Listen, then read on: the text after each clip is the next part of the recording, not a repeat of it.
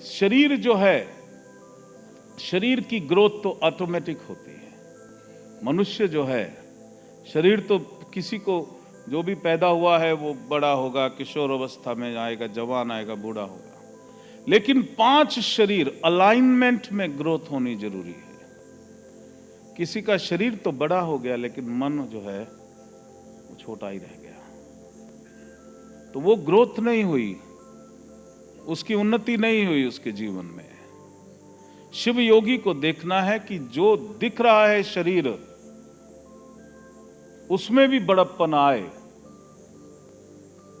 और जो मेरे सूक्ष्म शरीर हैं उनमें भी उन्नति हो, उनमें भी बड़प्पन आए। पहला शरीर स्थूल शरीर है,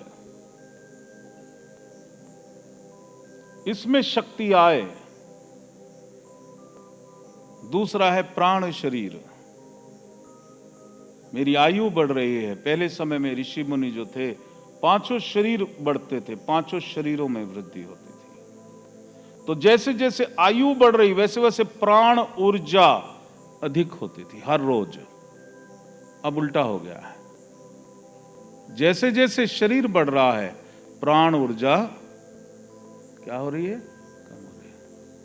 बेटा अब मेरे से इतनी मेहनत नहीं होती, अब मैं 60 साल का हो गया हूं, पहले कर लेता था। जबकि प्राण ऊर्जा जो है, इतना तपोबल होना चाहिए कि प्राण ऊर्जा उससे भी ज्यादा बढ़ जाए। बेटा पहले बहुत याद रहता था, भूल जाता हूं। जबकि मनोमय कोश का भी वृद्धि होनी चाहिए। पहले जितना याद रखता था अब उससे और ज्यादा याद रख लेता।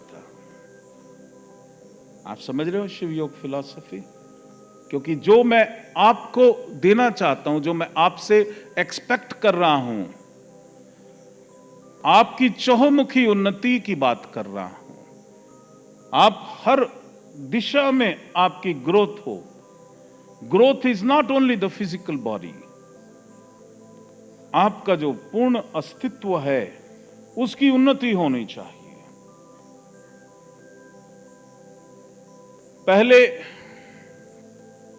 कुछ होता था तो ठीक है, अब जैसे जैसे बड़ा हो रहा हूं, अब मेरे को रोना आ जाता है, कोई कुछ कह देता है, जबकि मेरे अंदर तो रिएक्शन और ज्यादा स्थिर, ठहराव आना चाहिए, स्थिरता आनी चाहिए।